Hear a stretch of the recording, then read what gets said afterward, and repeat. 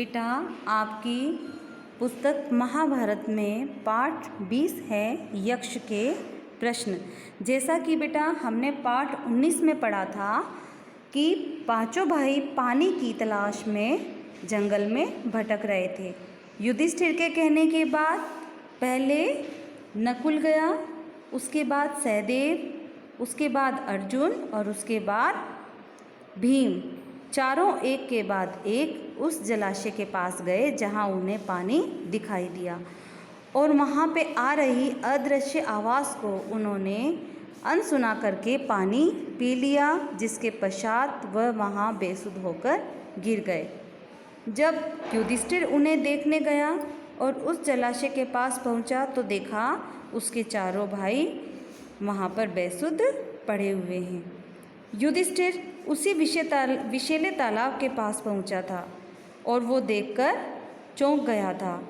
असहाय स्थिति में शोक के कारण उसकी आंखों में आंसू आ रहे थे और कुछ देर विलाप करने के पश्चात युधिष्ठिर ने ध्यान से अपने भाइयों के शरीर को देखा तो लगा कि जरूर कुछ ना कुछ ऐसा है जिसने कि उसके भाइयों को नुकसान पहुंचाया है, लेकिन कहीं भी किसी तरह के लड़ाई झगड़े या चोट के निशान नहीं थे। उसने जल्दी ही सोच लिया ये कोई माया जाल है।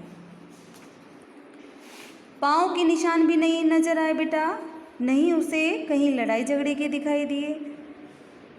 तो उसने सोचा कि हो सकता है पानी में विष हो, लेकिन सोचते सोचते युधिष्ठिर भी प्यास से प्रेरित होकर तालाब में उतरने लगे। इतने में युधिष्ठिर को भी वही वाणी सुनाई दी जो कि उसके चारों भाइयों को सुनाई दी थी।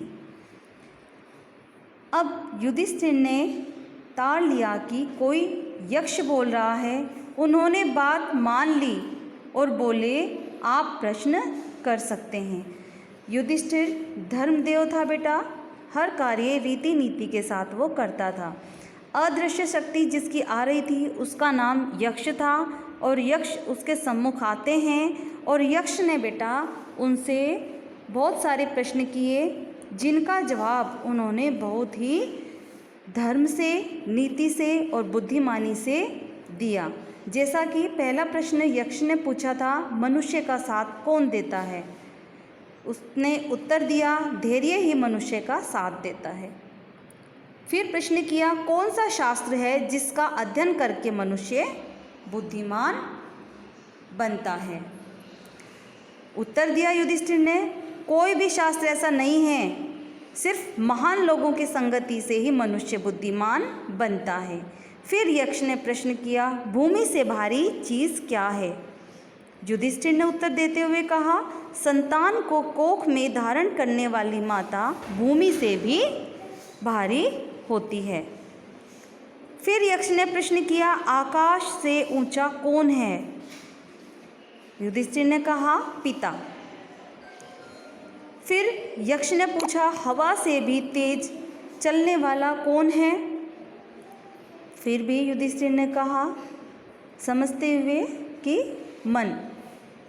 घास से भी तुच्छ कौन सी चीज़ होती है? युधिष्ठिर का जवाब था चिंता। यक्ष का प्रश्न था, विदेश जाने वाले का कौन साथी होता है? युधिष्ठिर ने उत्तर दिया, विद्या। फिर यक्ष ने कहा, घर में ही रहने वालों का कौन साथी होता है? युधिष्ठिर ने बड़ी समझदारी से उत्तर दिया कि पत्नी। फिर यक्ष ने प्रश्न किया, मरणासन वृद्ध का मित्र कौन होता है? युधिष्ठिर ने कहा कि हे यक्ष, दान सबसे बड़ा मित्र है, क्योंकि मृत्यु के बाद अकेले चलने वाले जीव के साथ वही चलता है। यक्ष ने कहा, बर्तनों में सबसे बड़ा कौन सा है? तो युधिष्ठिर ने कहा, भूमि ही सबसे बड़ा बर्तन है जिसमें सब कुछ समा सकता है। सुख क्या है? युधिष्ठिर ने कहा, सुख वह चीज़ है जो शील और सच्चरित्रता पर स्थित है।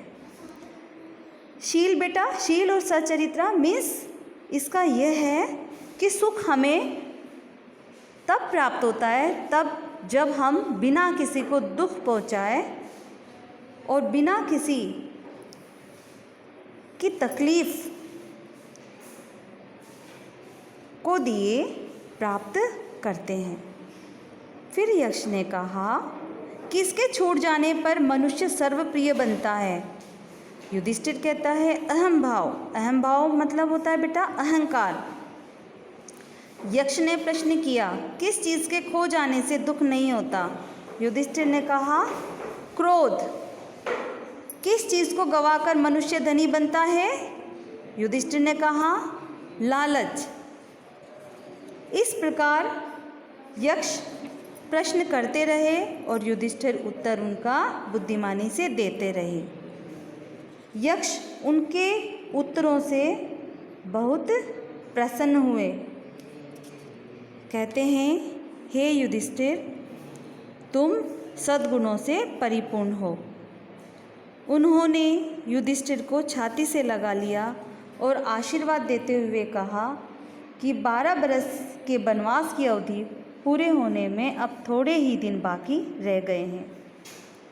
अब जो अज्ञातवास है उसको भी तुम सफलता से पूरा कर लोगे। तुम्हें और तुम्हारे भाइयों को कोई भी नहीं पहचान सकेगा। तुम अपनी प्रतिज्ञा सफलता के साथ पूरा करोगे। इसके पश्चात वो अंतर्ध्यान हो गए। लेकिन एक बात सोचने की है बेटा कि जो यक्ष ने अंतिम प्रश्न किया था, यक्ष ने पूछा था युधिष्ठिर से, अगर तुम्हारे भाइयों को जीवित करना हो तो तुम किसे जीवित करना चाहोगे? कि मैं किसे जीवित करूं? तब युधिष्ठिर ने कहा था कि मेरा छोटा भाई नकुल जी उठे, मैं यही चाहता हूँ। जब यक्ष ने कहा कि क्यों चाहते हो आप नकुल जी उठे? युधिष्ठिर ने कहा कि मैं चाहता हूँ माता माद्री का भी एक पुत्र जीवित रहे, क्योंकि कुंती का पुत्र तो मैं हूँ। इसी बात से वो प्रसन्न हो उठे कि सौतेले भाई नकुल के प्रति भी मन में पूरा सम्मान, प्यार और आदर भाव है। माता माद्री के प्रति उनका प्यार, उनका सम्मान देखकर यक्ष मंत्रमुग्ध हो गए थे। इसके पश्चात वह उन्हें आशीर्वाद देकर ध्यानमग्न हो जाते हैं और फिर वो सभी भाइयों को जीवित भी कर देते हैं। आशा है बेटा कि आपको ये पाठ समझ में आया होगा।